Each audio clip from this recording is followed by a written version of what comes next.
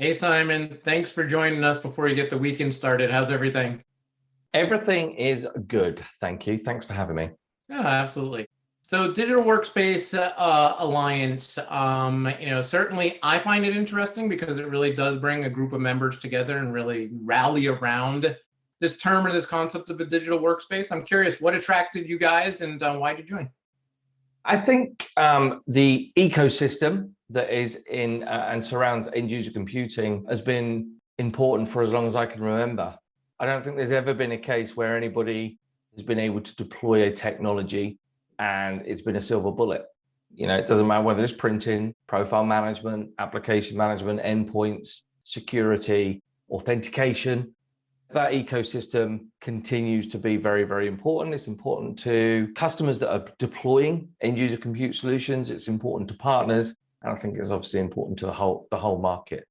Being part of something and educating and enabling people to understand the art of what is possible. And also, work your way through that minefield, that is deploying a solution like VDI or desktop as a service, because for some organizations, they have just been deploying traditional desktops for many, many years.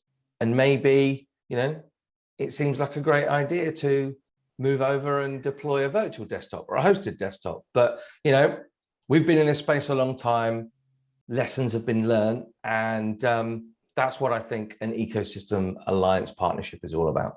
Yeah, it makes total sense. I mean, we certainly see the adoption of those technologies you mentioned. VDI and DAS certainly got a lot of attention even prior to the pandemic. Really were given very much, I'll say, the strategy to respond to the pandemic, and then certainly a bigger strategy going forward as people kind of get back to office and think about, what is their digital workspace strategy moving forward.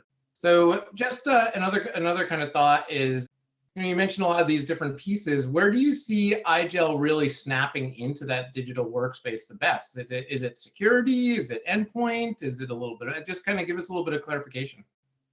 Even though you are deploying a virtualized or a hosted desktop, either on-prem or in the cloud, every single employee still needs a device of some sort to access that workspace that's been delivered.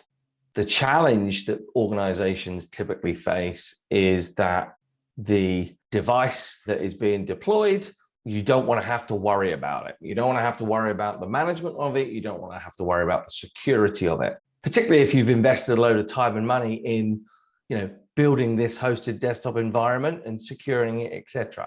So if you're going to deploy Windows in the cloud, why would you want to deploy Windows on the edge? And that's where IGEL comes in.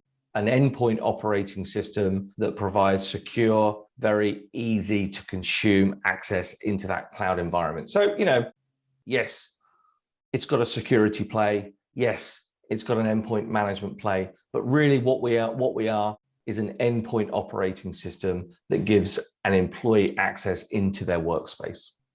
Makes all good sense. And I think that's a good way to be thinking about it as people are looking at how they evolve further and kind of scale what their digital workspace, may look like inside of their organization. So I think the alliance and the ecosystem that you guys have really brought together is important to help companies think through how they consider those strategies. So appreciate you taking the time with us today. And as always, look forward to our next conversation, and we'll check back in soon, I'm sure. Mark, thank you.